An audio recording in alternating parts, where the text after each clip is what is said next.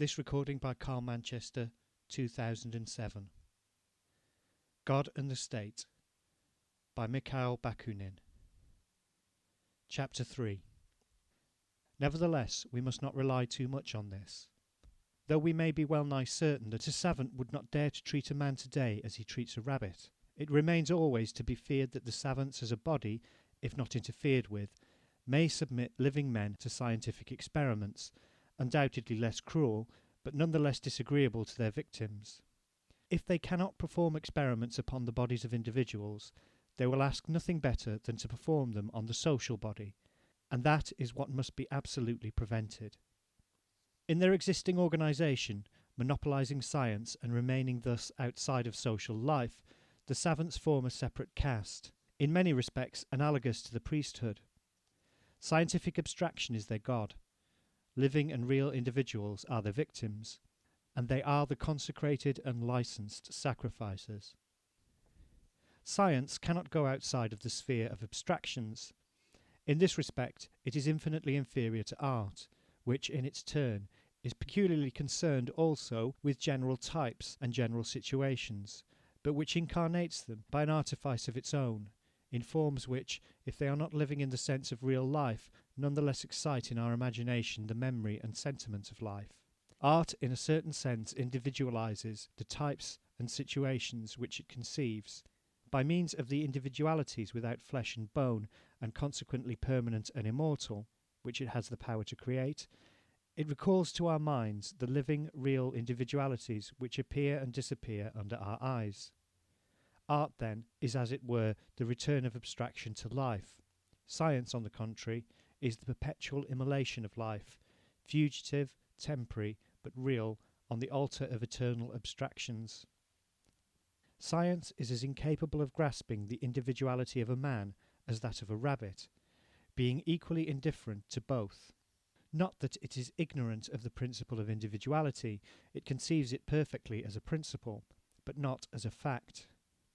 It knows very well that all the animal species, including the human species, have no real existence outside of an indefinite number of individuals, born and dying to make room for new individuals, equally fugitive. It knows that in rising from the animal species to the superior species, the principle of individuality becomes more pronounced. The individuals appear freer and more complete. It knows that man, the last and most perfect animal of earth, presents the most complete and most remarkable individuality, because of his power to conceive, create, personify, as it were, in his social and private existence, the universal law. It knows, finally, when it is not vitiated by theological or metaphysical, political or judicial doctrinarisme, or even by a narrow scientific pride, when it is not deaf to the instincts and spontaneous aspirations of life, it knows, and this is its last word, that respect for man is the supreme law of humanity, and that the great, the real object of history, its only legitimate object, is the humanization and emancipation, the real liberty, the prosperity and happiness of each individual living in society. For if we would not fall back into the liberticidal fiction of the public welfare represented by the state, a fiction always founded on the systematic sacrifice of the people, we must clearly recognize that collective liberty and prosperity exist only so far as they represent the sum of individual liberties and prosperities. Science knows all these things, but it does not and cannot go beyond them. Abstraction being its very nature, it can well enough conceive the principle of real and living individuality, but it can have no dealings with real and living individuals. It concerns itself with individuals in general, but not with Peter or James, not with such and such a one, who, so far as it is concerned, do not, cannot have any existence. Its individuals, I repeat, are only abstractions. Now, history is made not by abstract individuals, but by acting, living, and passing individuals. Abstractions advance only when borne forward by real men. For these beings made not in idea only, but in reality of flesh and blood, science has no heart. It considers them at most as material for intellectual and social development. What does it care for the particular conditions and chance fate of Peter or James? It would make itself ridiculous.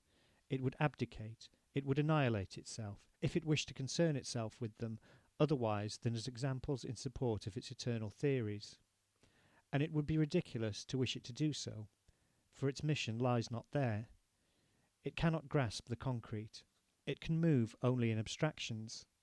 Its mission is to busy itself with the situation and the general conditions of the existence and development either of the human species in general, or of such a race, such a people, such a class or category of individuals. The general causes of their prosperity, their decline, and the best general methods of securing their progress in all ways.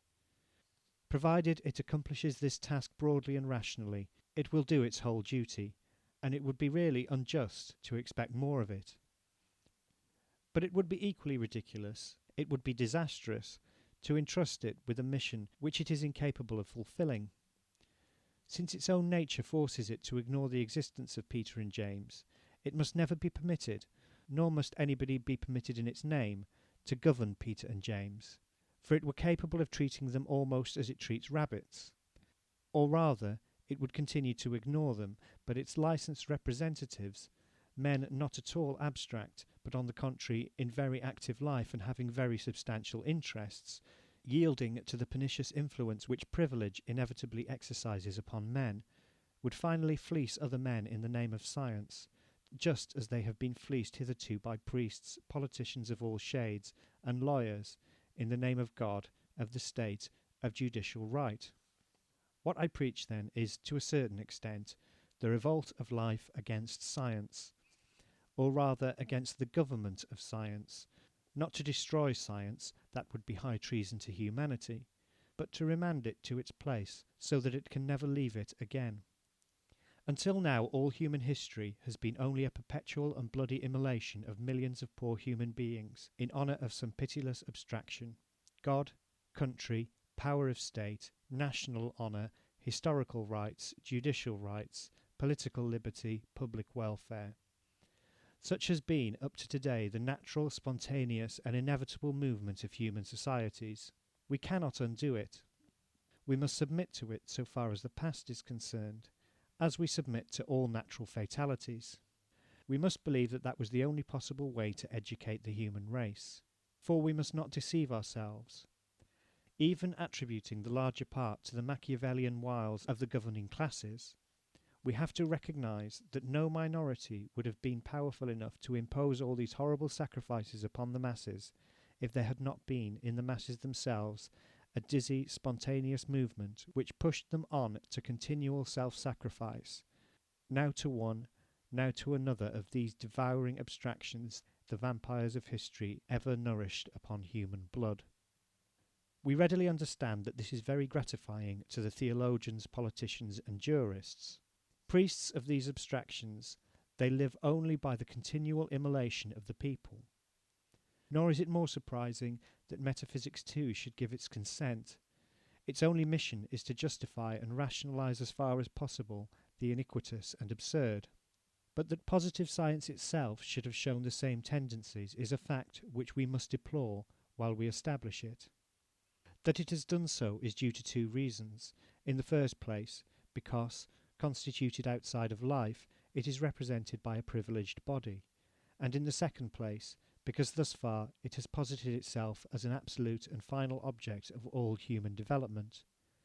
By a judicious criticism, which it can and finally will be forced to pass upon itself, it would understand, on the contrary, that it is only a means for the realization of a much higher object, that of the complete humanization of the real situation of all the real individuals who are born, who live, and who die on earth.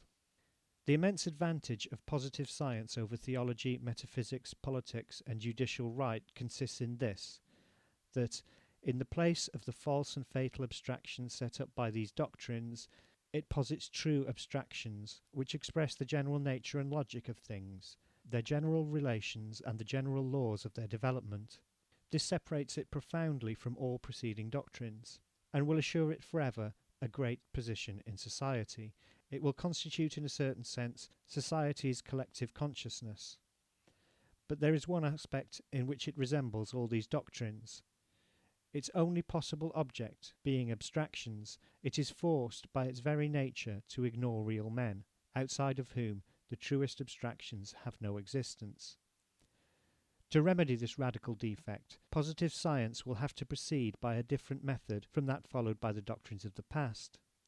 The latter have taken advantage of the ignorance of the masses to sacrifice them with delight to their abstractions, which, by the way, are always very lucrative to those who represent them in flesh and bone. Positive science, recognizing its absolute inability to conceive real individuals and interests itself in their lot, must definitely and absolutely renounce all claim to the government of societies. For if it should meddle therein, it would only sacrifice continually the living men whom it ignores to the abstractions which constitute the sole object of its legitimate preoccupations. The true science of history, for instance, does not yet exist. Scarcely do we begin today to catch a glimpse of its extremely complicated conditions. But suppose it were definitely developed, what could it give us? It would exhibit a faithful and rational picture of the natural development of the general conditions, material and ideal, economical, political and social, religious, philosophical, aesthetic and scientific, of the societies which have a history. But this universal picture of human civilizations, however detailed it might be, would never show anything beyond general and consequently abstract estimates. The milliards of individuals who have furnished the living and suffering materials of this history, at once triumphant and dismal, triumphant by its general results, dismal by the immense hecatomb of human victims crushed under its ear, those milliards of obscure individuals without whom none of the great abstract results of history would have been obtained, and who, bear in mind, have never benefited by any of these results, will find no place, not even the slightest, in our annals. They have lived and been sacrificed, crushed for the good of abstract humanity, that is all. Shall we blame the science of history? That would be unjust and ridiculous. Individuals cannot be grasped by thought, by reflection, or even by human speech, which is capable of expressing abstractions only. They cannot be grasped in the present day any more than in the past. Therefore, social science itself, the science of the future, will necessarily continue to ignore them. All that we have a right to demand of it is that it shall point us with faithful and sure hand to the general causes of individual suffering. Among these causes it will not forget the immolation and subordination, still too frequent, alas, of living individuals to abstract generalities, at the same time showing us the general conditions necessary to the real emancipation of the individuals living in society.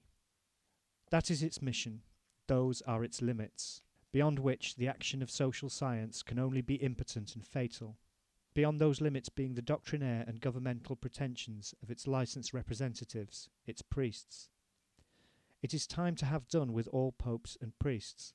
We want them no longer, even if they call themselves social democrats. Once more, the sole mission of science is to light the road. Only life, delivered from all its governmental and doctrinaire barriers and given full liberty of action, can create. How to solve this antinomy?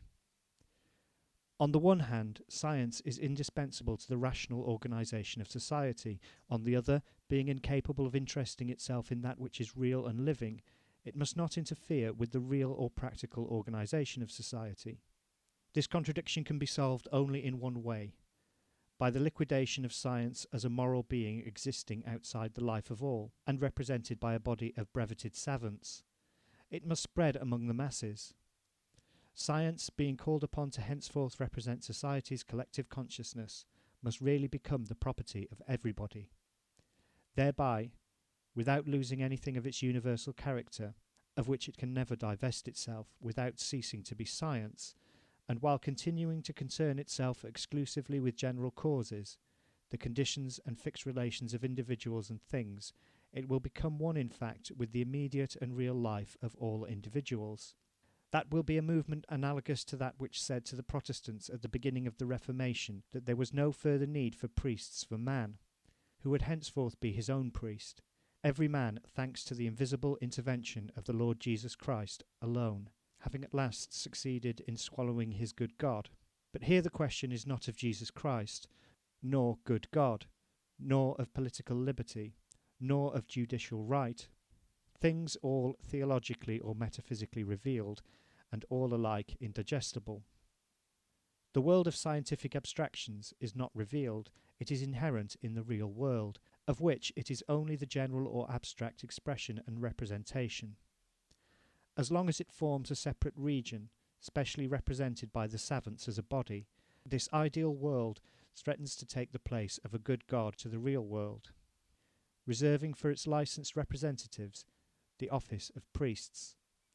That is the reason why it is necessary to dissolve the special social organization of the savants by general instruction, equal for all in all things, in order that their masses, ceasing to be flocks led and shorn by privileged priests, may take into their own hands the direction of their destinies.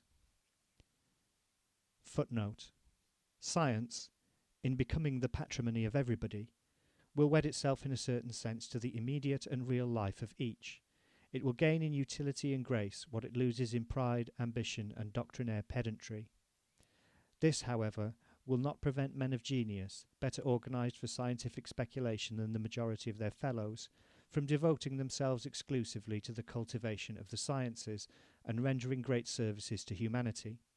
Only they will be ambitious for no other social influence than the natural influence exercised upon its surroundings by every superior intelligence, and for no other reward than the high delight which a noble mind always finds in the satisfaction of a noble passion.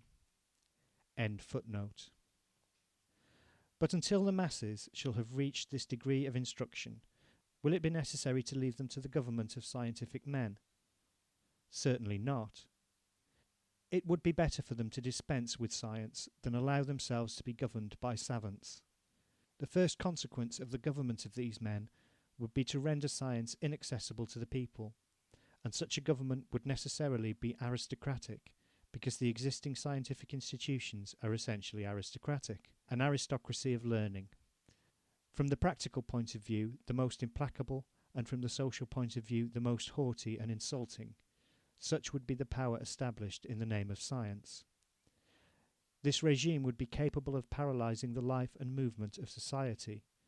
The savants, always presumptuous, ever self-sufficient and ever impotent, would desire to meddle with everything, and the sources of life would dry up under the breath of their abstractions. Once more, life, not science, creates life. The spontaneous action of the people themselves alone can create liberty. Undoubtedly, it would be a very fortunate thing if science could, from this day forth, illuminate the spontaneous march of the people towards their emancipation. But better an absence of light than a false and feeble light, kindled only to mislead those who follow it. After all, the people will not lack light. Not in vain have they traversed a long historic career, and paid for their errors by centuries of misery. The practical summary of their painful experiences constitutes a sort of traditional science, which in certain respects is worth as much as theoretical science. Last of all, a portion of the youth, those of the bourgeois students who feel hatred enough for the falsehood, hypocrisy, injustice and cowardice of the bourgeoisie to find courage to turn their backs upon it, and passion enough to unreservedly embrace the just and human cause of the proletariat, those will be, as I have already said, fraternal instructors of the people. Thanks to them, there will be no occasion for the government of the savants. If the people should beware of the government of the savants, all the more should they provide against that of the inspired idealists. The more sincere these believers and poets of heaven, the more dangerous they become. The scientific abstraction, I have said, is a rational abstraction, true in its essence, necessary to life, of which it is the theoretical representation, or, if one prefers, the conscience. It must be, absorbed and digested by life. The idealistic abstraction, God, is a corrosive poison which destroys and decomposes life, falsifies and kills it. The pride of the idealists, not being personal but divine, is invincible and inexorable. It must die, but it will never yield. and while it has a breath left, it will try to subject men to its God, just as the lieutenants of Prussia, these practical idealists of Germany, would like to see the people crushed under the spurred boot of their emperor. The faith is the same, the end but little different, and the result, as that of faith, is slavery. It is at the same time the triumph of the ugliest and most brutal materialism. There is no need to demonstrate this in the case of Germany. One would have to be blind to avoid seeing it at the present hour. But I think it is still necessary to demonstrate it in the case of divine idealism. Man, like all the rest of nature, is an entirely material being. The mind, the facility of thinking, of receiving and reflecting upon different external and internal sensations, of remembering them when they have passed, and reproducing them by the imagination, of comparing and distinguishing them, of abstracting determinations common to them, and thus creating general concepts, and finally of forming ideas by grouping and combining concepts according to different methods. Intelligence, in a word, sole creator of our whole ideal world, is a property of the animal body, and especially of the quite material organism of the brain. We know this certainly by the experience of all, which no fact has ever contradicted, and which any man can verify at any moment of his life. In all animals, without excepting the wholly inferior species, we find a certain degree of intelligence, and we see that, in the series of species, animal intelligence develops in proportion as the organisation of species approaches that of man, but that in man alone it attains to that power of abstraction which properly constitutes thought. Universal experience, which is the sole origin, the source of all our knowledge, shows us, therefore, that all intelligence is always attached to some animal body, and that the intensity, the power of this animal function depends on the relative perfection of the organism. Footnote. Universal experience, on which all science rests, must be clearly distinguished from universal faith, on which the idealists wish to support their beliefs. The first is a real authentication of facts. The second is only a supposition of facts which nobody has seen, and which consequently are at variance with the experience of everybody. End footnote. The latter of these results of universal experience is not applicable only to the different animal species. We establish it, likewise, in men, whose intellectual and moral power depends so clearly upon the greater or less perfection of their organism as a race, as a nation, as a class, and as individuals, that it is not necessary to insist upon this point. Footnote. The idealists, all those who believe in the immateriality and immortality of the human soul, must be excessively embarrassed by the difference in intelligence existing between races, peoples, and individuals. Unless we suppose that the various divine particles have been irregularly distributed, how is this difference to be explained? Unfortunately, there is a considerable number of men wholly stupid, foolish, even to idiocy. Could they have received in the distribution a particle at once divine and stupid? To escape this embarrassment, the idealists must necessarily suppose that all human souls are equal, but that the prisons in which they find themselves necessarily confined, human bodies, are unequal, some more capable than others of serving as an organ for the pure intellectuality of the soul. According to this, such a one might have very fine organs at his disposition, such another very gross organs. But these are distinctions which idealism has not the power to use without falling into inconsistency and the grossest materialism. For in the presence of absolute immateriality of soul, all bodily differences disappear. All that is corporeal, material, necessarily appearing indifferent, equally and absolutely gross. The abyss which separates soul from body, absolute immateriality from absolute materiality, is infinite. Consequently, all differences, by the way inexplicable and logically impossible, which may exist on the other side of the abyss, in matter, should be to the soul null and void, and neither can nor should exercise any influence over it. In a word, the absolutely immaterial cannot be constrained, imprisoned, and much less expressed in any degree whatsoever by the absolutely material. Of all the gross and materialistic, using the word in the sense attached to it by the idealists, imaginations which were engendered by the primitive ignorance and stupidity of men, that of an immaterial soul imprisoned in a material body is certainly the grossest, the most stupid, and nothing better proves the omnipotence exercised by ancient prejudices, even over the best minds, than the deplorable sight of men endowed with lofty intelligence still taking of it in our days. End footnote. On the other hand, it is certain that no man has ever seen or can see pure mind, detached from all material form, existing separately from any animal body whatsoever. But if no person has seen it, how is it that men have come to believe in its existence? The fact of this belief is certain, and if not universal, as all the idealists pretend, at least very general, and as such it is entirely worthy of our closest attention. For a general belief, however foolish it may be, exercises too potent a sway over the destiny of men to warrant us in ignoring it or putting it aside. The explanation of this belief, moreover, is rational enough.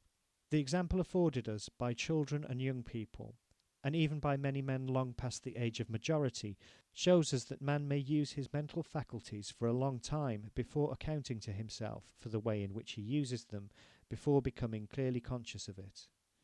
During this working of the mind unconscious of itself, during this action of innocent or believing intelligence, man, obsessed by the external world, pushed on by that internal goad called life and its manifold necessities, creates a quantity of imaginations, concepts and ideas, necessarily very imperfect at first, and conforming but slightly to the reality of the things and facts which they endeavour to express. Not having yet the consciousness of his own intelligent action, not knowing yet that he himself has produced and continues to produce these imaginations, these concepts, these ideas, ignoring their wholly subjective, that is, human, origin, he must naturally consider them as objective beings, as real beings, wholly independent of him, existing by themselves and in themselves.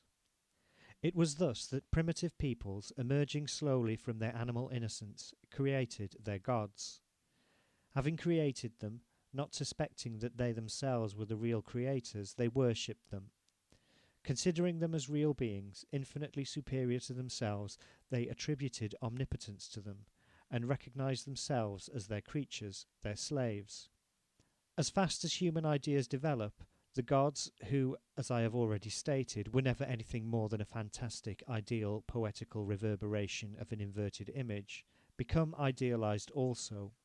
At first gross fetishes, they gradually become pure spirits, existing outside of the visible world, and at last, in the course of a long historic evolution, are confounded in a single divine being, pure, eternal, absolute spirit, creator and master of the worlds. In every development, just or false, real or imaginary, collective or individual, it is always the first step, the first act, that is the most difficult. That step once taken, the rest follows naturally as a necessary consequence. The difficult step in the historical development of this terrible religious insanity which continues to obsess and crush us was to posit a divine world as such, outside the world. This first act of madness, so natural from the physiological point of view and consequently necessary in the history of humanity, was not accomplished in a single stroke. I know not how many centuries were needed to develop this belief and make it a governing influence upon the mental customs of men, but once established, it became omnipotent, as each insane notion necessarily becomes when it takes possession of man's brain. Take a madman, whatever the object of his madness.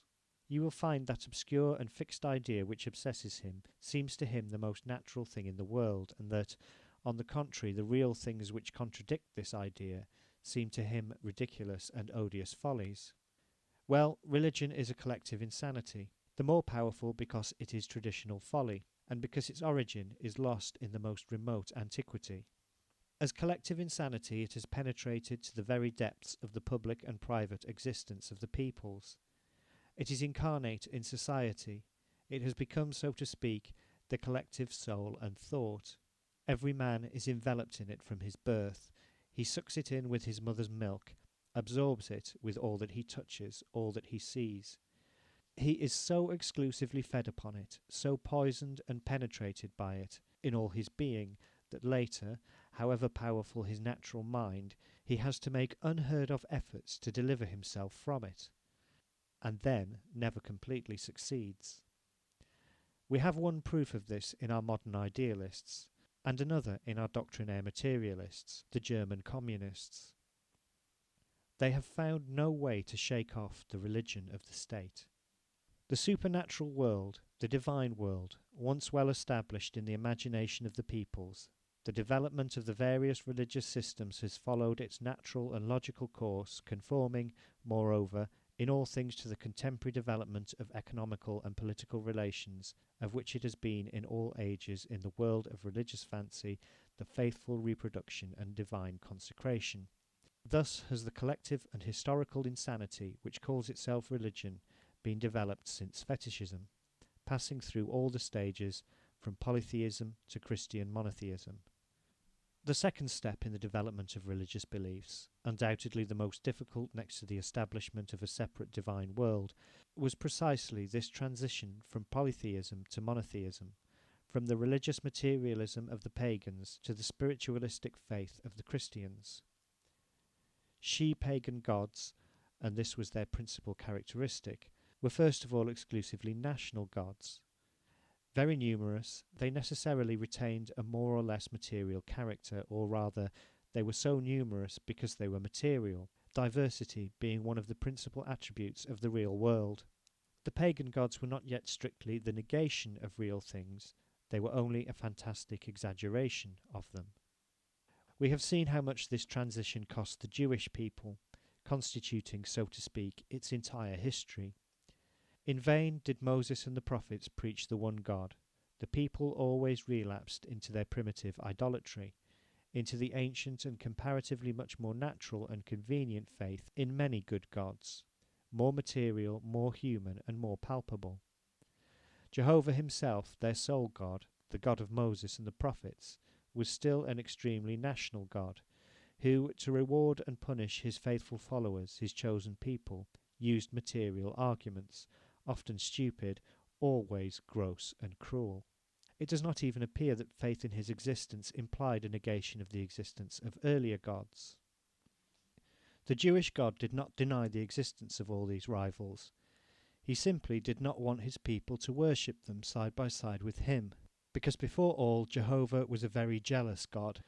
His first commandment was this: I am the Lord God, and thou shalt have no other gods before me. Jehovah, then, was only a first draft, very material and very rough, of the supreme deity of modern idealism. Moreover, he was only a national god, like the Russian god worshipped by the German generals, subjects of the Tsar and patriots of the Empire of all the Russias. Like the German god, whom the pietists and the German generals, subjects of William I at Berlin, will no doubt soon proclaim. The Supreme Being cannot be a national god. He must be the God of entire humanity. Nor can the Supreme Being be a material being. He must be the negation of all matter, pure spirit. Two things have proved necessary to the realization of the worship of the Supreme Being. 1. A realization, such as it is, of humanity by the negation of nationalities and national forms of worship. 2. A development, already far advanced, of metaphysical ideas in order to spiritualize the gross Jehovah of the Jews. The first condition was fulfilled by the Romans, though in a very negative way, no doubt, by the conquest of most of the countries known to the ancients, and by the destruction of their national institutions. The gods of all the conquered nations, gathered in the pantheon, mutually cancelled each other. This was the first draft of humanity, very gross and quite negative. As for the second condition, the spiritualization of Jehovah, that was realized by the Greeks long before the conquest of their country by the Romans. They were the creators of metaphysics. Greece, in the cradle of her history, had already found from the Orient a divine world which had been definitely established in the traditional faith of her peoples. This world had been left and handed over to her by the Orient. In her instinctive period, prior to her political history, she had developed and prodigiously humanized this divine world through her poets, and when she actually began her history, she already had a religion ready-made, the most sympathetic and noble of all the religions which have existed, so far at least as a religion, that is, a lie, can be noble and sympathetic.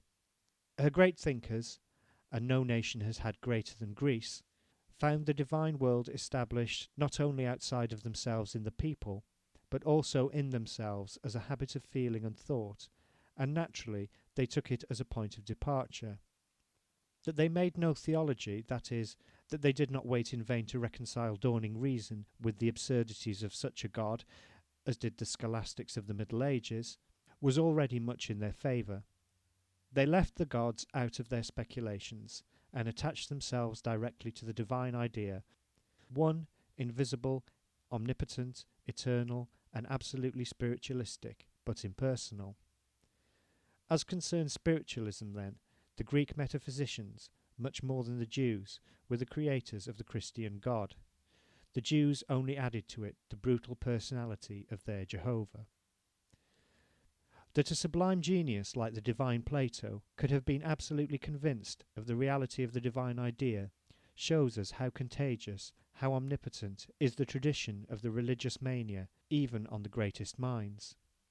Besides, we should not be surprised at it, since even in our day the greatest philosophical genius which has ever existed since Aristotle and Plato, Hegel, in spite even of Kant's criticism, imperfect and too metaphysical though it be, which had demolished the objectivity or reality of the divine ideas, tried to replace these divine ideas upon their transcendental or celestial throne. It is true that Hegel went about his work of restoration in so impolite a manner that he killed the good God forever. He took away from these ideas their divine halo, by showing to whoever will read him that they were never anything more than a creation of the human mind, running through history in search of itself. To put an end to all religious insanities and the divine mirage, he left nothing lacking but the utterance of those grand words which were said after him, almost at the same time, by two great minds who had never heard of each other. Ludwig Feuerbach, the disciple and demolisher of Hegel in Germany, and Auguste Comte, the founder of positive philosophy in France. These words were as follows, quote, "Metaphysics are reduced to psychology," end quote. All the metaphysical systems have been nothing else than human psychology developing itself in history. Today it is no longer difficult to understand how the divine ideas were born, how they were created in succession by the abstractive faculty of man. Man made the gods. But in the time of Plato, this knowledge was impossible. The collective mind, and consequently the individual mind as well, even that of the greatest genius, was not ripe for that. Scarcely had it said with Socrates, "Know thyself." This self-knowledge existed only in a state of intuition. In fact, it amounted to nothing. Hence it was impossible for the human mind to suspect that it was itself the sole creator of the divine world. It found the divine world before it. It found it as history, as tradition, as a sentiment, as a habit of thought, and it necessarily made it the object of its loftiest speculations. Thus was born metaphysics, and thus were developed and perfected the divine ideas, the basis of spiritualism. It is true that after Plato there was a sort of inverse movement in the development of the mind. Aristotle, the true father of science and positive philosophy, did not deny the divine world, but concerned himself with it as little as possible. He was the first to study, like the analyst and experimenter that he was, logic, the laws of human thought, and at the same time the physical world, not in its ideal illusory essence, but in its real aspect. After him, the Greeks of Alexandria established the first school of the positive scientists. They were atheists, but their atheism left no mark on their contemporaries. Science tended more and more to separate itself from life. After Plato, divine ideas were rejected in metaphysics themselves. This was done by the Epicureans and Skeptics, two sects who contributed much to the degradation of human aristocracy, but they had no effect upon the masses. Another school, infinitely more influential, was formed at Alexandria. This was the school of Neoplatonists. These, confounding in an impure mixture the monstrous imaginations of the Orient with the ideas of Plato, were the true originators, and later the elaborators, of the Christian dogmas. Thus the personal and gross egoism of Jehovah, the not less brutal and gross Roman conquest, and the metaphysical ideal speculation of the Greeks, materialized by contact with the Orient, were the three historical elements which made up the spiritualistic religion of the Christians. Before the altar of a unique and supreme God was raised on the ruins of the numerous altars of the pagan gods, the autonomy of the various nations composing the pagan or ancient world had to be destroyed first. This was very brutally done by the Romans who, by conquering the greatest part of the globe known to the ancients, laid the first foundations, quite gross and negative ones, no doubt, of humanity. A God thus raised above the national differences, material and social, of all countries, and in a certain sense the direct negation of them, must necessarily be an immaterial and abstract being. But faith in the existence of such a being, so difficult a matter, could not spring into existence suddenly. Consequently, as I have demonstrated in the appendix, it went through a long course of preparation and development at the hands of Greek metaphysics, which were the first to establish in a philosophical manner the notion of the divine idea, a model eternally creative and always reproduced by the visible world. But the divinity conceived and created by Greek philosophy was an impersonal divinity. No logical and serious metaphysics being able to rise, or rather to descend, to the idea of a personal God, it became necessary, therefore, to imagine a God who was one and very personal at once. He was found in the very brutal, selfish, and cruel person of Jehovah, the national God of the Jews. But the Jews, in spite of that exclusive national spirit which distinguishes them even today, had become in fact, long before the birth of Christ, the most international people of the world. Some of them carried away as captives, but many more even urged on by that mercantile passion which constitutes one of the principal traits of their character. They had spread through all countries, carrying everywhere the worship of their Jehovah, to whom they remained all the more faithful the more he abandoned them. In Alexandria, this terrible God of the Jews made the personal acquaintance of the metaphysical divinity of Plato, already much corrupted by Oriental contact, and corrupted her still more by his own. In spite of his national, jealous, and ferocious exclusivism, he could no longer resist the grace of this ideal and impersonal divinity of the Greeks. He married her, and from this marriage was born the spiritualistic, but not spirited, God of the Christians. The Neoplatonists of Alexandria are known to have been the principal creators of the Christian theology. Nevertheless, theology alone does not make a religion, any more than historical elements suffice to create history.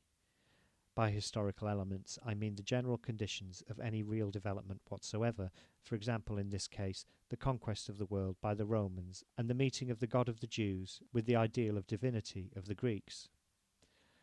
To impregnate the historical elements, to cause them to run through a series of new historical transformations, a living, spontaneous fact was needed, without which they might have remained many centuries longer in the state of unproductive elements. This fact was not lacking in Christianity. It was the propagandism, martyrdom, and death of Jesus Christ. We know almost nothing of this great and saintly personage, all that the Gospels tell us being contradictory, and so fabulous that we can scarcely seize upon a few real and vital traits. But it is certain that he was the preacher of the poor, the friend and consoler of the wretched, of the ignorant, of the slaves, and of the women, and that by these last he was much loved. He promised eternal life to all who are oppressed, to all who suffer here below, and the number is immense. He was hanged, as a matter of course, by the representatives of the official morality and public order of that period. His disciples and the disciples of his disciples succeeded in spreading, thanks to the destruction of the national barriers by the Roman conquest, and propagated the gospel in all the countries known to the ancients. Everywhere they were received with open arms by the slaves and the women, the two most oppressed, most suffering, and naturally also the most ignorant classes of the ancient world. For even such few proselytes as they made in the privileged and learned world, they were indebted in great part to the influence of women. Their most extensive propagandism was directed almost exclusively among the people, unfortunate and degraded by slavery. This was the first awakening, the first intellectual revolt of the proletariat. The great honour of Christianity, its incontestable merit, and the whole secret of its unprecedented and yet thoroughly legitimate triumph lay in the fact that it appealed to that suffering and immense public to which the ancient world, a strict and cruel intellectual and political aristocracy, denied even the simplest rights of humanity. Otherwise, it never could have spread. The doctrine taught by the apostles of Christ, wholly consoling as it may have seemed to the unfortunate, was too revolting, too absurd from the standpoint of human reason, ever to have been accepted by enlightened men. According with what joy the Apostle Paul speaks of the scandale de la foi, the scandal of faith, and of the triumph of that divine folie, divine madness, rejected by the powerful and wise of the century, but all the more passionately accepted by the simple, the ignorant, and the weak-minded. Indeed, there must have been a very deep-seated dissatisfaction with life, a very intense thirst of heart, and an almost absolute poverty of thought, to secure the acceptance of the Christian absurdity, the most audacious and monstrous of all religious absurdities.